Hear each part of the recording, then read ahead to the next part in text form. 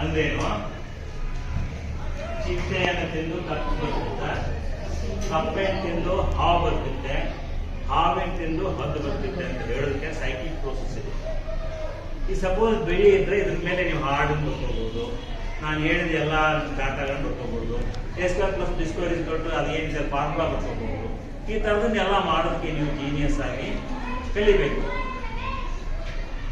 ಮಾಡ್ಬೋದಲ್ವ ಇದನ್ನ. ಆಮೇಲೆ ನೀವು ಈ ಇದರಲ್ಲಿ ಕೊಬ್ಬರಿ ಮಿಠಾಯಿ ತುಂಬಿ ಈಗ ಬಟ್ಲ ಮಾಡಿ ಕೊಡ್ಬೋದು. Multiple use. ತಂಬಾಕು ಜಾಗೃತಿ ಕಾರ್ಯಕ್ರಮವನ್ನು ಅವರ ಒಂದು NGO ಆರ್ಗನೈಸೇಷನ್ ಇಂದ ನಮ್ಮ ಶಾಲೆಯಲ್ಲಿ ಏರ್ಪಡಿಸಿದ್ದಾರೆ. ಅವರಿಗೆ ನಮ್ಮ ಶಾಲೆಯ ಎಲ್ಲ ಶಿಕ್ಷಕರ ಪರವಾಗಿ, ಶಾಲೆಯ SDMC ಪರವಾಗಿ, ಹಾಗೆ ಎಲ್ಲ ವಿದ್ಯಾರ್ಥಿಗಳ ಪರವಾಗಿ ಹೃದಯಪೂರ್ವಕ ಸ್ವಾಗತವನ್ನು ನೀಡುತ್ತಿದ್ದೇವೆ. ಪ್ರತಿ ವರ್ಷ ನಾವು ವಿಶ್ವ ತಂಬಾಕು ದಿನಾಚರಣೆಯನ್ನು ಆಚರಿಸ್ತಿದ್ದೇವೆ. ಅದಕ್ಕೆ ಪೂರಕವಾಗಿ ಇವತ್ತು ನೀವು ಕೊಡುವಂತಹ ಉಪನ್ಯಾಸ ಕಾರ್ಯಕ್ರಮ ನಿಮ್ಗೆಲ್ಲರಿಗೂ ಕೂಡ ತುಂಬಾ ಅನುಕೂಲ ಆಗ್ತದೆ. ಯಾಕಂದ್ರೆ ಇತ್ತೀಚಿನ ದಿನಗಳಲ್ಲಿ ಮುಖ್ಯವಾಗಿ ಯುವ ಜನತೆ ಹಾದಿ ತಪ್ಪಿರೋದೇ ಈ ಮಾದಕ ವಸ್ತುಗಳಿಂದ. ಅದರ ಕುರಿತು ಡಾಕ್ಟರ್ ಪವನ್ ಕುಮಾರ್ ಸರ್ ಅವರು ನಿಮಗೆ ವಿವರವಾಗಿ ಹೇಳ್ತಾರೆ. ಅದರ ಸಂಪೂರ್ಣ ಪ್ರಯೋಜನವನ್ನು ಪಡ್ಕೊಂಡು ನಿಮ್ಮ ನಿತ್ಯ ಜೀವನದಲ್ಲಿ ನೀವು ಅಷ್ಟೇ ಅಳವಡಿಸ್ಕೊಳ್ಬ ಆ ಒಂದು ತಂಬಾಕುವನ್ನ ಸೇವನೆಯನ್ನೇ ಮಾಡಬಾರ್ದು, ಅದರ ಜೊತೆಗೆ ಬೇರೆಯವರಿಗೂ ಕೂಡ ಜನಜಾಗೃತಿಯನ್ನು ಮೂಡಿಸಿ ಅಂತ ಹೇಳ್ತಾ ನಾನು ಈ ವೇದಿಕೆಯನ್ನ ಸರ್ಗೆ ಬಿಟ್ಟುಕೊಡ್ತೇನೆ.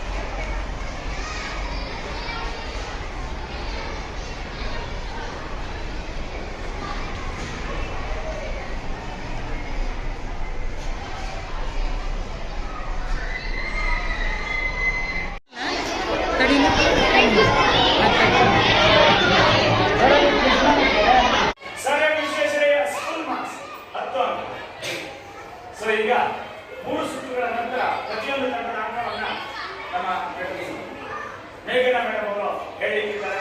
ತಂಡ 1, ತಂಡ 2, ತಂಡ 3 ಟೋಟಲ್ ಮಾಡಿ ಹೇಳಿ. 4ನೇ ಸುತ್ತಿಗೆ ಮುಂಚೆ ತಂಡ 3 ಫಾದರ್ ಆಫ್ ಆಂಟಿಬಯೋಟಿಕ್ಸ್, ಔಷಧವನ್ನು ಕಂಡುಹಿಡಿದವನು. ಆಂಟಿಬಯೋಟಿಕ್ ಕಂಡುಹಿಡಿದವನು ಯಾರು?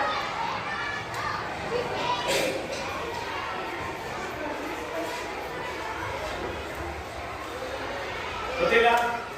ಸರಿಯಾದ ಉತ್ತರ ಔಷಧಿಯನ್ನು ಕಂಡುಹಿಡಿದವರು Alexander Fleming, father of antibiotics.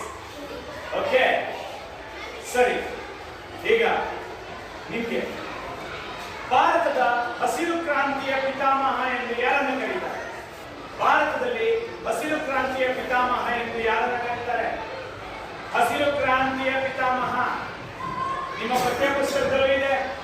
ಹಸಿರು ಕ್ರಾಂತಿ, ಶ್ವೇತ ಕ್ರಾಂತಿ, ನೀಲಿ ಕ್ರಾಂತಿ, ಇದು ಹಸಿರು ಗ್ರೀನ್ ರೆವಲ್ಯೂಷನ್.